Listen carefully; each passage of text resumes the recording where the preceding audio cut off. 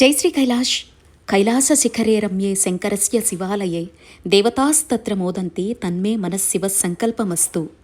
అందరికీ నమస్తే, welcome to our channel.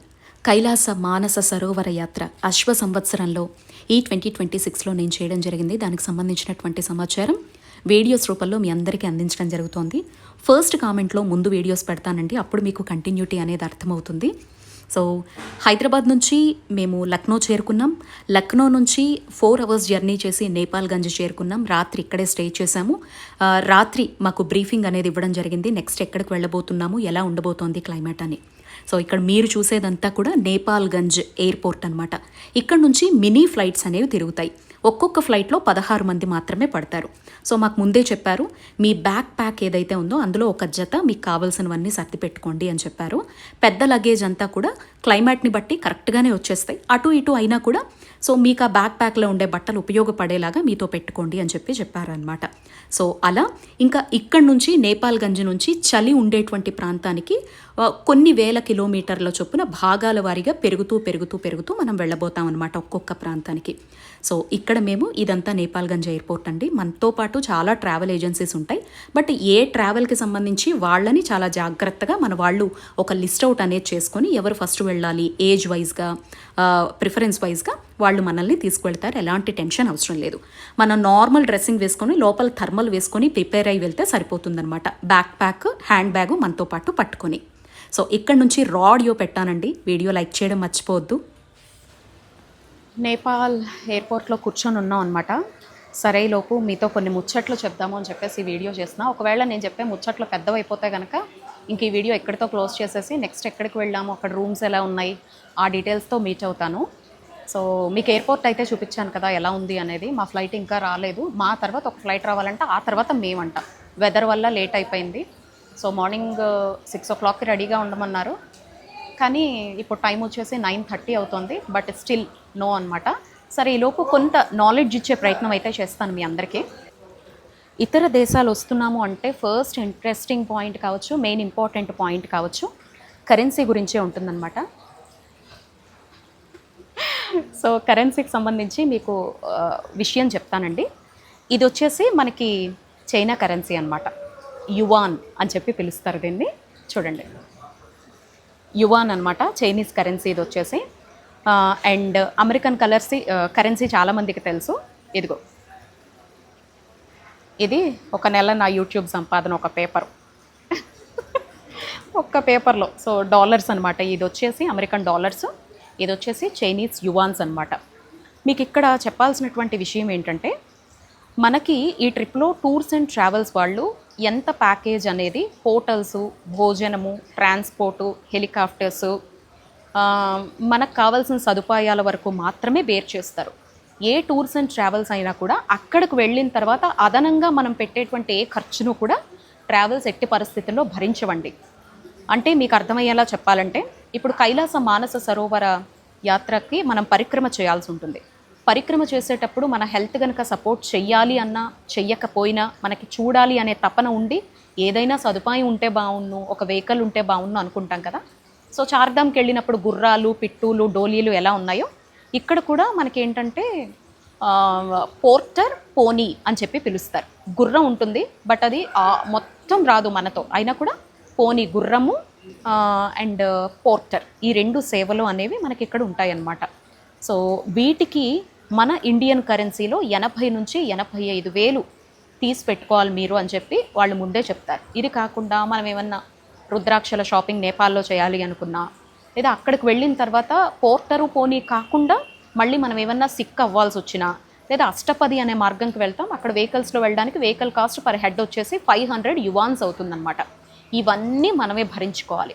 అంటే మనం టూర్స్ అండ్ ట్రావెల్స్కి కట్టినటువంటి 3.65, 3.45 ఏదైతే ఉందో అది కాకుండా మీరు ఫ్రీగా నడుచుకొని వెళ్ళిపోతే నో ప్రాబ్లం. నడవడం కోసం ఈ సదుపాయాలు వాడుకుంటే అవి మనమే భరించాల్సి ఉంటుందన్నమాట. చైనీస్ కరెన్సీని, అంటే మన ఇండియాలో డబ్బుల్ని రూపాయి అని ఎలా పిలుస్తామో, చైనాలో వాళ్ళ డబ్బుల్ని యువాన్ అని చెప్పి పిలుస్తారనమాట. ఇదిగో ఇక్కడ ఉంది కదా యువాన్, ఇది 100 యువాన్స్. మన ఇండియన్ కరెన్సీ ప్రకారం లెక్కేయాలంటే ఒక యువాన్ వచ్చేసి 14 రూపాయలు. అంటే ఈరోజు నేను ఈ వీడియో చేసే టైంకి.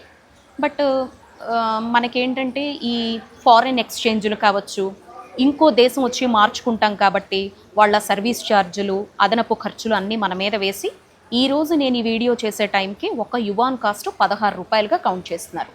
సో నాకు పోనీకి పోర్టర్కి కలిపి 6,500 వరకు, 6,000 నుంచి 6,500 యువాన్స్ వరకు ఖర్చు అవుతుందన్నమాట. అలా నా కోసం, శ్రీ కోసం నేను ఇండియా నుంచి వచ్చినప్పుడే తీసి పెట్టుకున్నా. సో ఇండియాలోనే కాబట్టి నాకు 15.40 పడిందనమాట ఒక యువాన్ వచ్చేసి. అలా తెచ్చుకున్నాను. తనకు 6,500 యువాన్స్, నాకు 6,500 యువాన్స్. ఎందుకన్నా మంచిదని, ఇది డాలర్స్ అనమాట.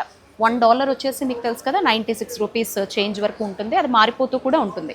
సో ఇవన్నీ మళ్ళీ మనం వెళ్ళిన తర్వాత మార్చేసుకొని మన డబ్బులుగా చేసేసుకోవచ్చు, లేదా నెక్స్ట్ బ్యాచ్ వస్తూ ఉంటారు కాబట్టి ఆ బ్యాచ్ వాళ్ళకు కూడా ఇచ్చేయచ్చు అనమాట. ఇది కరెన్సీకి సంబంధించి సమాచారం.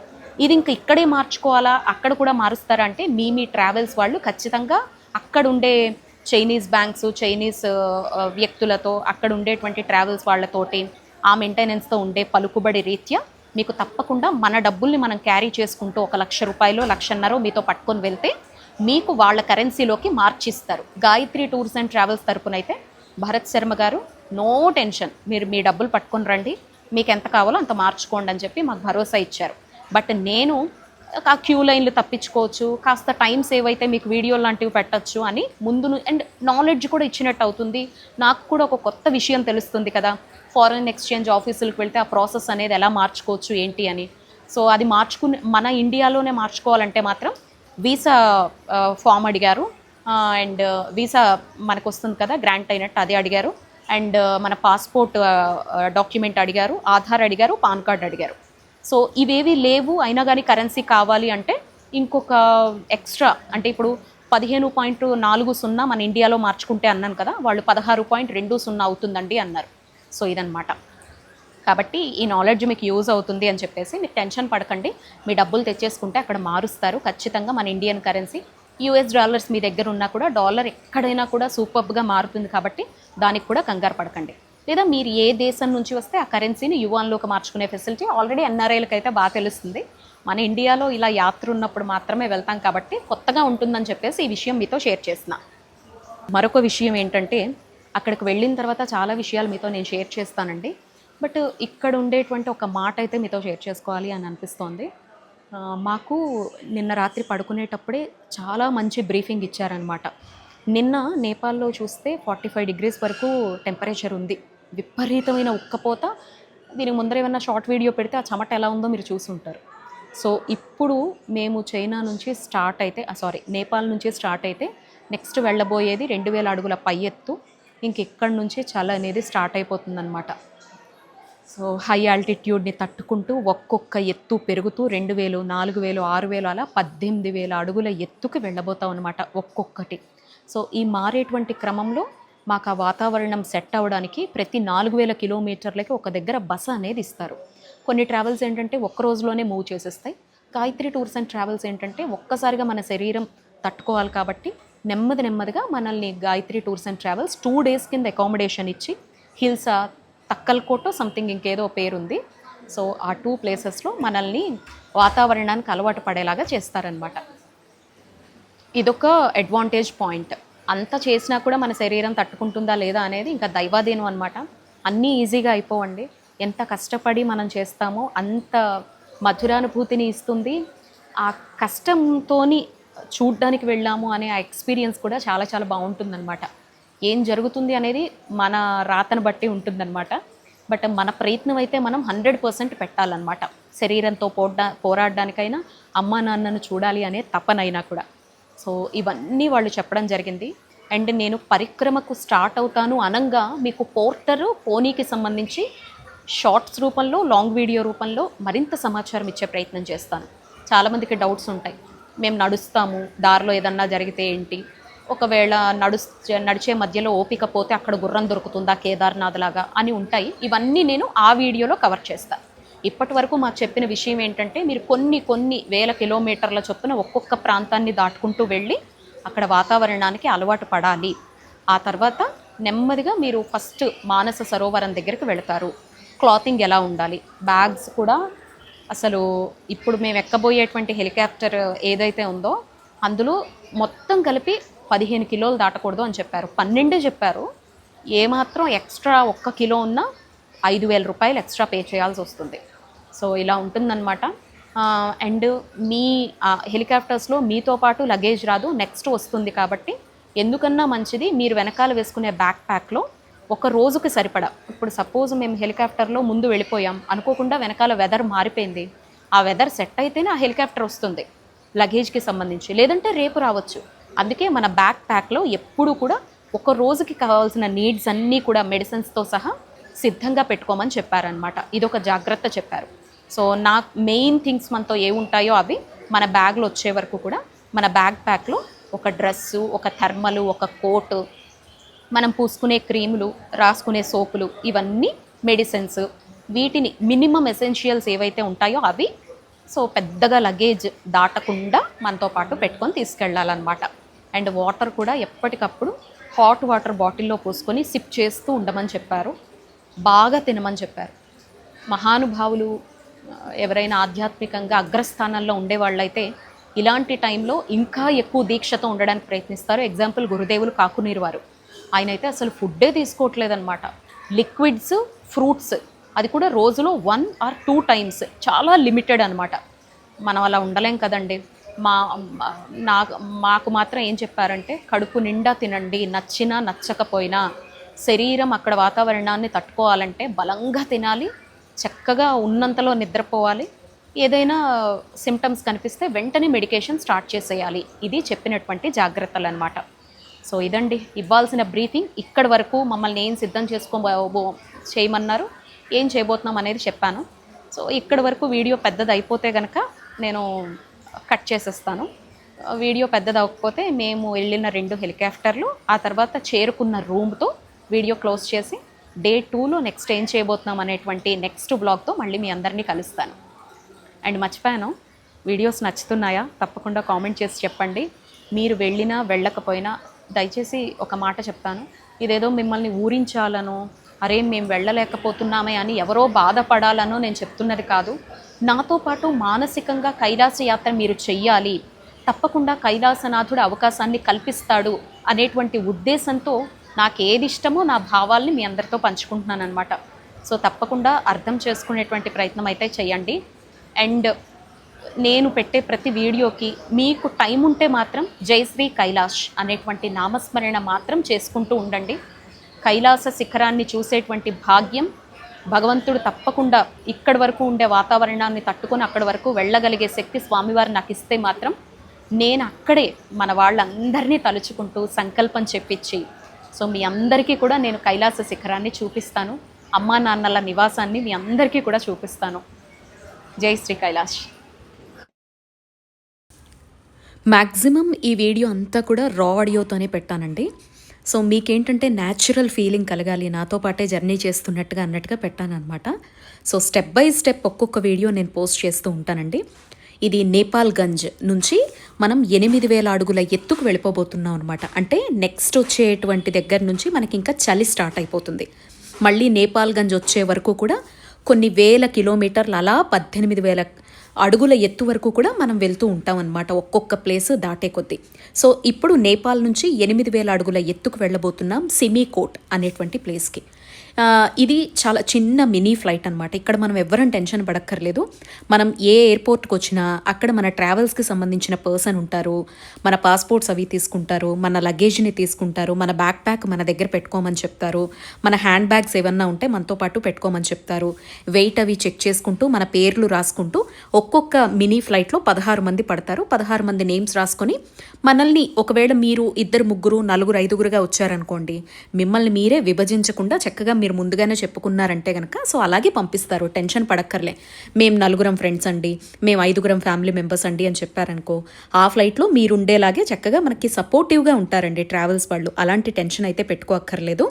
సో అన్నీ వాళ్ళే చూసుకుంటారు. బట్ వెయిటింగ్ అనేది ఒక్కో దగ్గర ఉంటుందండి.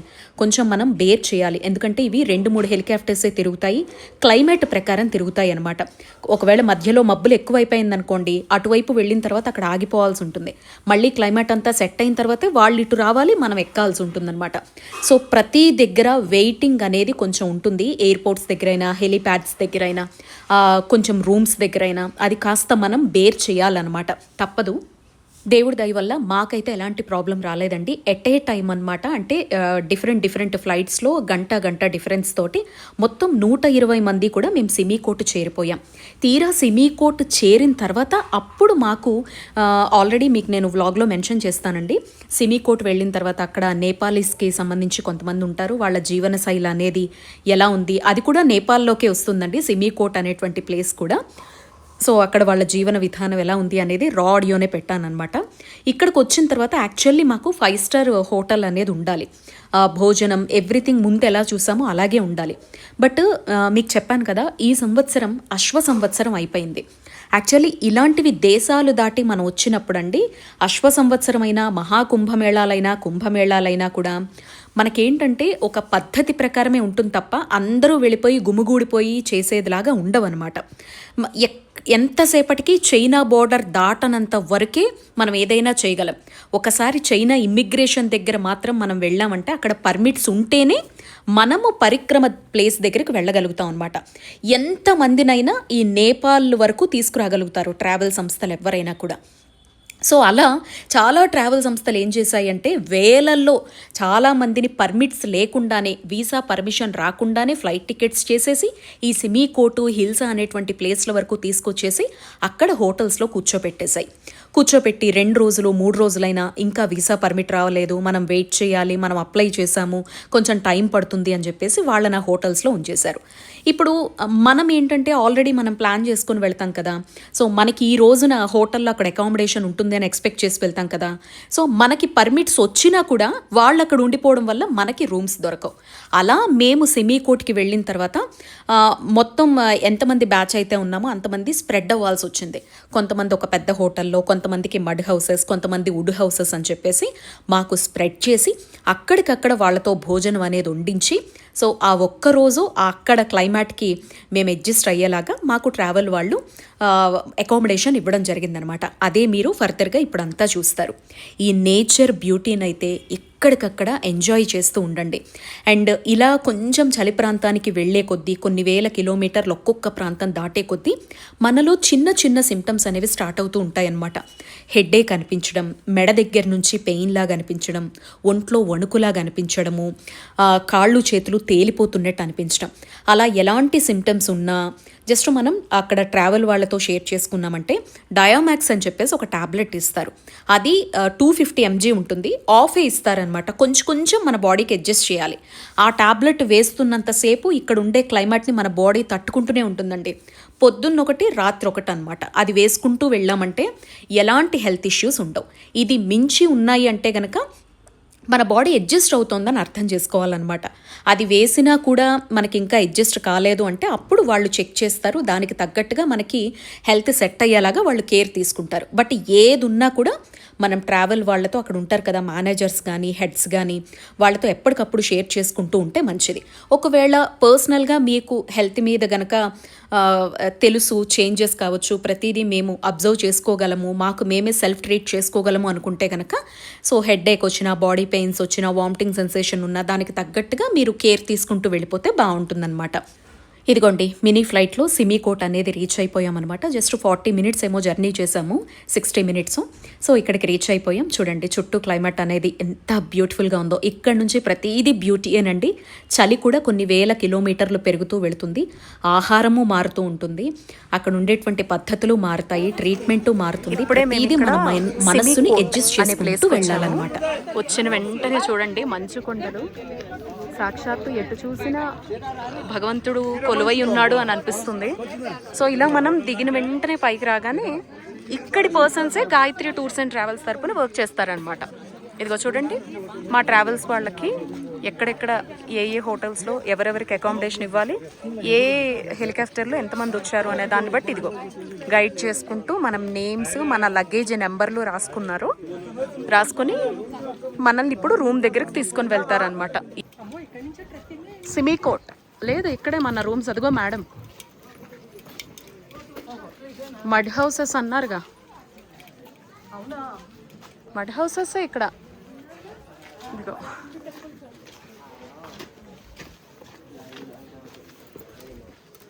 హోటల్ కర్నాలి. Hi madam. అందరం వచ్చామండి సేఫ్గా ఇక్కడికి వచ్చేసాం. కాకపోతే కొంచెం ఇక్కడ ఇబ్బంది ఏమైందంటే, ఇబ్బంది అని కాదు కానీ మన రూమ్స్ వాళ్ళకి వీసాలు పర్మిట్లు రాలేదని ఎక్స్ట్రా ఇక్కడే ఉంటున్నారు. దానివల్ల మనం రూమ్స్ అన్నీ అక్కడిక్కడ వాళ్ళు అడ్జస్ట్ చేసి చేస్తున్నాము. మనకు అన్ని వీసా పర్మిట్స్ అన్నీ ఉన్నాయి, కొంచెం అడ్జస్ట్మెంట్ అంతే. అంతా హాల్ హ్యాపీస్. ఇవాళ ఇక్కడే కదా స్టేయింగ్. ఇక్కడే స్టే. మనం 3:30కి అందరం కలిసి మనం శివ టెంపుల్కి వెళ్ళి అక్కడ దర్శనం చేసుకొని వచ్చేద్దాం. సరే.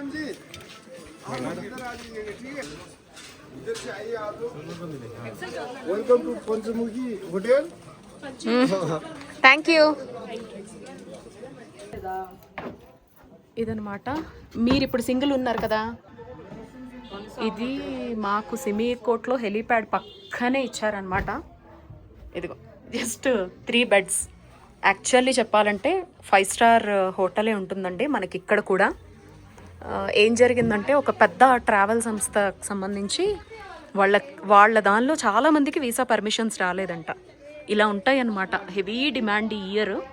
వీసా పర్మిషన్స్ రాకపోవడం వల్ల వాళ్ళ ట్రైన్లో ఉండి ఇంకొక డే ఎక్స్ట్రా అయిపోయిందనమాట. వాళ్ళు ఇక్కడే ఉండిపోవాల్సి వచ్చింది. సో దానివల్ల మేము ఈరోజు వెళ్ళాలి కదా, మాకు రూమ్స్ లేవన్నమాట. అందుకే అక్కడే హెలీప్యాడ్ పక్కనే మాకు ఇక్కడ ఏదో అడ్జస్ట్ చేశారు పాపం మార్నింగ్ నుంచి. బట్ రూమ్స్ అన్నీ బాగున్నాయి. ఫుడ్ ఎలాగా, ఫర్దర్గా ఇంకా స్నానము, హాట్ వాటర్ ఇవన్నీ మన చేతుల్లో లేవు. టెంపరేచర్ అయితే ఫ్రెండ్లీగానే ఉందండి. ఇప్పుడు మనం ఏసీ రూమ్లో 24లో ఉంటే ఎలా ఉంటామో అలా ఉందన్నమాట. ఎస్, అలా ఉందన్నమాట. ఇదిగో అన్ని mud houses and wood houses అన్నమాట. ఎస్, వీళ్ళు చూసుకుంటున్నారు పాపం. చూద్దాం ఏం జరుగుతుందో. ఆల్మోస్ట్ వెదర్ అయితే మనకి 16 degrees, ఏసీ వేసుకుంటే ఒక 18 degrees ఎలా ఉంటుందో అలా ఉందన్నమాట. ఇది సిమీకోట్ అనే ప్రాంతం అంటే చూడండి.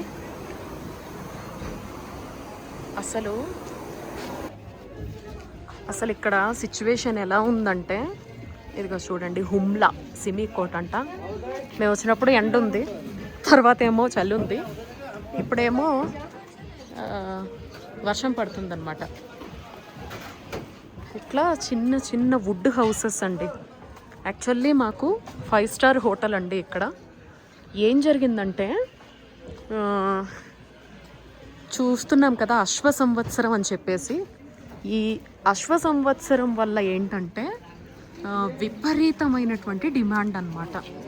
సో ఇదంతా మనకి వీళ్ళ హౌసెస్ అవి ఎట్లుంటాయి చూపిస్తూ మీతో మాట్లాడతాను. మ్యాంగోస్ ఇక్కడ కూడా దొరుకుతున్నాయి.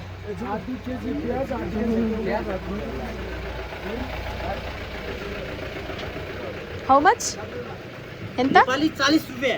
ఓ, 1 पीस के 160 రూపీస్ అంట. అన్నీ దొరుకుతున్నాయండి. చూసారా, కీరా, క్యాబేజ్, టొమాటో, ఆనియన్. అందుకే వీళ్ళు మన తెలుగు వంటలు కూడా నేర్చుకొని వండగలుగుతున్నారు అనమాట. మన తెలుగు యాత్రికులు ఎక్కువ ఉంటారండి ఇక్కడ. చూడొచ్చు షాపింగ్ ఏరియా మొత్తము. సో అయితే అశ్వ సంవత్సరం కదా, మొత్తం ఈ ట్రావెలర్స్ అందరినీ కూడా తీసుకొచ్చేస్తున్నారు. వీసా పర్మిట్ రాకముందే తెచ్చి హోటల్స్లో పెట్టేస్తున్నారు. వీసా పర్మిషన్ రాలేదు అని చెప్పేసి ఉంచేస్తున్నారనమాట ఇక్కడే. సో దీనివల్ల ఏంటంటే, ఆల్రెడీ ఇప్పుడు సపోజ్ మేము ఉన్నాం అనుకోండి, మాకు ఈ రోజుకి హోటల్ బుక్ అయి ఉంది. ఒక పెద్ద ట్రావెల్ ఏజెన్సీ వాళ్ళకి వీసా పర్మిట్స్ రాలేదని ముందు ఈరోజు ఖాళీ చేయాల్సిన వాళ్ళని అక్కడే ఉంచేసింది. సో దానివల్ల ఏంటంటే మాకు ఇబ్బంది అయిపోయిందనమాట. అప్పుడు మనం ఏం చేయాలి, ఇలా చిన్న చిన్నగా వీళ్ళందరూ కట్టుకునేవి ఏవైతే ఉంటాయో, సో వీటి దగ్గర ఉండిపోవాల్సి వస్తుందన్నమాట. అది ప్రెజెంట్ జరుగుతున్నది. ప్రతి దగ్గర చైనా బార్డర్ దగ్గర అయితే ఎంతెంత మంది వెళ్ళిపోతున్నారో అసలు మాటల్లో చెప్పలేం మనము. చాలామంది వెళ్ళిపోతున్నారండి, రావడం వెళ్ళిపోవడం అనమాట. చాలా ఘోరంగా ఉంది. వీసా పర్మిట్స్ వచ్చాయా లేదా అనేటువంటి కన్ఫర్మేషన్ అయితే చాలా చాలా ఇంపార్టెంట్ అనమాట. So Gayatri tours and travels తరపున మాకు భరత్ సార్ అయితే వీసా వచ్చిన తర్వాతే, పర్మిషన్ వచ్చేసింది, కన్ఫర్మేషన్ వచ్చింది అని తెలిసిన తర్వాత మాత్రమే మాకు ఇక్కడ ఫ్లైట్ టికెట్ చేయడము, ఒక ప్లానింగ్ అనేది చేయడం జరిగింది. ఇంత చేసినా కూడా దేవుడు కరుణించినా పూజారి కరుణించలేదు అంటారు చూసారా, అలాగా మనకి మనం ఎంత పర్ఫెక్ట్గా ఉన్నా ఎదుటి వాళ్ళకి ఇబ్బంది అయినా ఆ ఇబ్బందిని మనం కూడా భరించాల్సి వస్తుందన్నమాట. సో అదనమాట జరిగింది. చూసారా ఎంత బ్యూటిఫుల్గా ఉందో వీళ్ళ ప్రపంచము, చాలా బాగుంటుందండి. అయితే పర్యాటకంగా వీళ్ళందరికీ మంచి రోజులు అనమాట ఈ 6 months, ఈ 4 months. పాపం వీళ్ళు దీని మీదే బ్రతుకుతూ ఉంటారు సంతోషంగా. కాస్త ఫుడ్ అది తినడము, వీళ్ళకు ఉపాధి దొరకడము, ఎవ్రీథింగ్ కూడా అనమాట. సో చూడండి, ఒక్కొక్కటి మడ్ హౌసెస్, మట్టితోటి రాళ్లతో కట్టుకునేవి, వుడ్డుతో కట్టుకునేవి, చాలా కష్టపడి కట్టుకొని వాటిని మనకి ఇలా అనుకోకుండా ఏమన్నా ప్రాబ్లమ్స్ వచ్చినప్పుడు, ఇరుక్కుపోవాల్సి వచ్చినప్పుడు వీటిని మనకి రెంటల్గా ఇస్తారు. బెడ్స్ అన్నీ కూడా బాగున్నాయి చూసారా. ఇలా మడ్ హౌస్, ఇది వుడ్ హౌస్ అనమాట. మనం ఉన్నది కూడా వుడ్ హౌసే కదా, కడుతూ ఉన్నారు. చూడండి ఎంత అందంగా ఉందో. ఇలాంటి అందమైన ప్రకృతి మధ్య ఉంటారు. బట్ ఇది కాస్త తీవ్రతగా మారిందా అది కూడా వీళ్ళు భరిస్తూ ఉంటారనమాట. చూసారా ఎంత అందంగా ఉందో. ఇక్కడ కూడా ఏదో నాకు తెలిసి కట్టేస్తూ ఉంటారు, పెద్దది హోటల్. ఇది తప్ప వేరే ఉపాధి ఉండదు, పర్యాటకంగా మారిపోయింది కాబట్టి వీళ్ళకి ఇవే అనమాట ఆధారం. ఇదిగో ఇంకా ఇక్కడ బ్యూటీ చూడండి, ఎక్కడ చూసినా మీకు పీచ్, పియర్స్, లిచీ ఇవన్నీ గుట్టలుగా కనిపిస్తాయి. టచ్ చేయకూడదు, కాకపోతే అరుస్తారు వాళ్ళు, ఎందుకంటే వాళ్ళకి ఇదంతా జీవనోపాధి కదా. వీటిని అమ్ముకుంటారు టూరిస్టులకి, ఎందుకంటే న్యాచురల్గా పండుతాయి, తింటారు. ఎక్కడికక్కడ క్యాబేజీలు కనిపిస్తాయి, ఫ్లవర్స్ కనిపిస్తాయి. చూడండి ఎంత బాగున్నాయో. ఇదిగో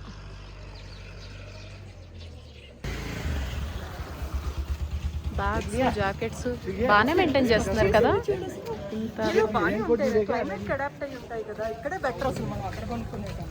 టార్చన్లో ఇంకా బాగుంటాయంట.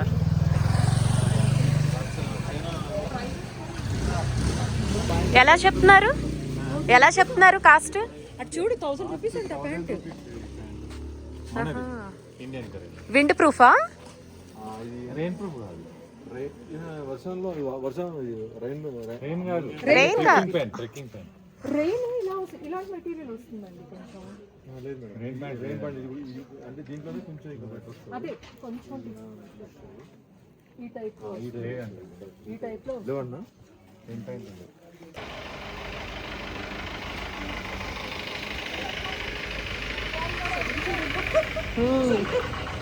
సెలూన్ మా ఇంత పెద్దది ఉంది లోపల, నడిచే కొద్దీ నేను ఎక్కడి వరకే వచ్చి వెళ్ళిపోయా. మెడికల్ షాపా? కెటిల్ ఉంది, అన్నీ ఉన్నాయి.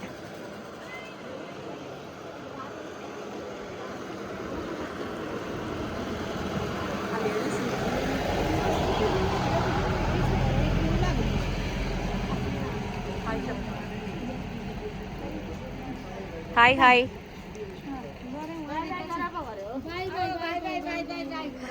Thank you.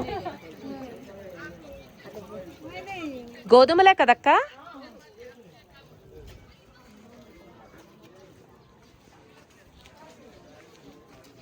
అన్నీ అల్యూమినియం. మోమోస్ తింటారు వీళ్ళు ఎక్కువ. అవును, ఇషి ఫేవరెట్.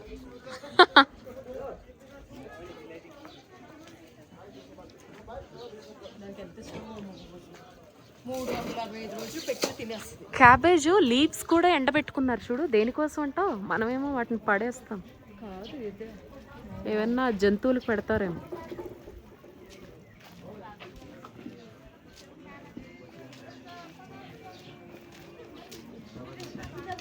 అన్నీ దొరుకుతున్నాయి, కోకో కోలాలు, అమ్మో చూస్తే ఇంక అంతే రాలేదు, మంచిదైంది.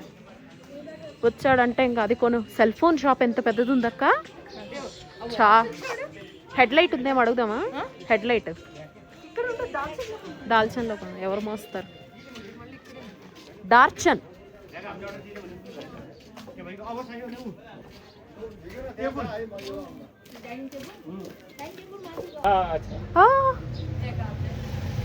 గోల్డ్ అంట, గోల్డ్ కాదుగో వర్క్. ఓ మై గాడ్, ఎంత బాగుంది. ये बीड्स प्योर है? प्योर बीड्स है? 24 कैरेट का सोना है ना? 24 कैरेट का सोना है. ग्राम कितना है? ग्राम ग्राम कास्ट ग्राम तोला. इंग्लिश में? हाँ 10 gram. Polish unpolished. Polish polish वाला इसे नहीं है. वाला है. చూడండి స్కూల్ పిల్లలంతా వెళ్ళొస్తున్నారు స్కూల్కి అనుకుంటా. అబ్బా మళ్ళీ వెదర్ మారిపోయిందండి బాబు, చాలా చలేస్తుంది. స్కూల్కి వెళ్ళి వస్తున్నారు అందరూ. ఓహో,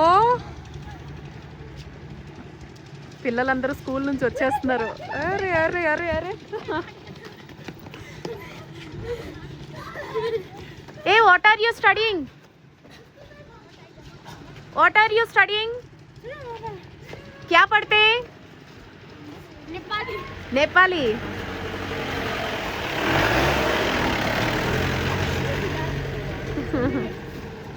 हमारा घर कहाँ है? हाँ, मैं हैदराबाद से. हैदराबाद आंध्रा. అక్క స్కూల్ పిల్లలు.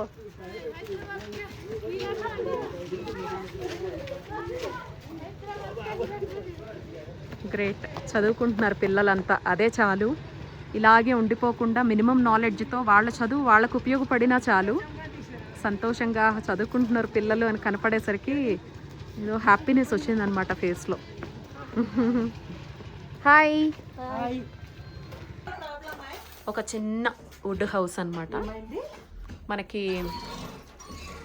యాక్చువల్లీ అయితే చక్కనైనటువంటి మెన్యూతో భోజనం ఉంటుంది. డే 1లో కూడా మీరు అందరూ చూశారు.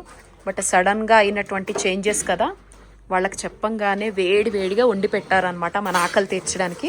అయినా కూడా నేపాలీ స్పెషల్ వంటకాలు ఏముంటాయి అనేది కూడా ఇదొక కొత్త ఎక్స్పీరియన్స్. టేస్ట్ చేద్దాము. ఇదిగో మేడం పెట్టుకున్నారు ఆలూ పరాఠా, పెరుగు, ఒక పిక్కెల్. సేమ్ నాకు కేదార్నాథ్ ఎక్స్పీరియన్స్ లాగే అనమాట. సో ఏమేమి ఉన్నాయో చూద్దాము. వంటకాలు బాగుంటాయండి, చాలా టేస్టీగా. ఇదిగో చక్కగా ఆకుకూర సలాడ్ పెట్టారు, వెజిటేబుల్స్ అన్నీ పెట్టారు, మనకి ఏమున్నాయో అవి. ఇదిగో పప్పు పెట్టారు. మ్యాక్సిమం వీళ్ళు ఎక్కువ పెసరపప్పు వాడుతూ ఉంటారు. ఇదిగో చక్కగా హెల్తీగా క్యాలీఫ్లవర్తో ఇంకేవో వెజిటేబుల్స్ వేసి కర్రీ చేశారు. వేడి వేడిగా అన్నం పెట్టారు. సో ఇది మన మెన్యూ అనమాట మధ్యాహ్నం లంచ్కి. చాలు ఈ క్లైమేట్కి, లేకపోతే మనం కడుపు నిండా హెల్తీగా తినడానికి. మెయిన్ వీళ్ళకి ఈ క్లైమేట్కి తగ్గట్టు ఏం తింటే ప్రోటీన్స్ అవి మన బాడీకి మంచిది అనేది వీళ్ళకి బాగా తెలుస్తుందండి. సో అలా వండి పెట్టించారు. అనుకోనటువంటి సిచ్యువేషన్స్ ఎదురైనా కూడా మనకి ఇంత పిసరు కూడా ఇబ్బంది లేకుండా ఇదిగో మేడం ఇక్కడే ఉండి ఆవిడ చేయిస్తూ ఇలా వాళ్ళతో పనులన్నీ చక్కగా చేయించుకుంటూ ఎలాంటి ఇబ్బంది రాకుండా మ్యాక్సిమం మాకు ఫెసిలిటీస్ అయితే ఇస్తున్నారనమాట. సో ఇక్కడ మ్యాక్సిమం మేము ఒక 9 to 10 మెంబర్స్ ఉన్నాం అంతేనండి. మాకు తగ్గట్టుగా వండిపించారు. సో లంచ్ తర్వాత మేము ఎక్కడికి వెళ్ళాము, ఏమేం చూసాము, ఇక్కడే ఉండిపోయామా, ఆ క్లైమేట్కి తగ్గట్టు మా బాడీ ఎలా అడ్జస్ట్ అయింది, తర్వాత మేము ఎదుర్కొన్నటువంటి పరిస్థితులు ఏంటి వంటి వివరాలతో నెక్స్ట్ వీడియోలో మళ్ళీ మీ అందరినీ కలుస్తానండి. చెప్పాను కదా, నాతో పాటు న్యాచురల్గా మీరు జర్నీ చేయాలి అనేటువంటి ఉద్దేశంతో చాలా రా ఆడియోతోనే మ్యాక్సిమం ఈసారి ట్రిప్ అనేది అందించాను. డీటెయిల్డ్ బ్యాక్గ్రౌండ్ వాయిస్తో షార్ట్స్ కూడా ప్రజెంట్ చేస్తూ ఉంటాను. మీ నుంచి నేను కోరుకునేది ఒక్కటే, ఒక లైక్, ఒక హైప్ తప్పకుండా ఇస్తారు అని కోరుకుంటూ, మీరు ఎంకరేజ్ చేస్తారు అని ఆశిస్తూ మరొక వీడియోలో మళ్ళీ కలుద్దామా. జై శ్రీకాయ్.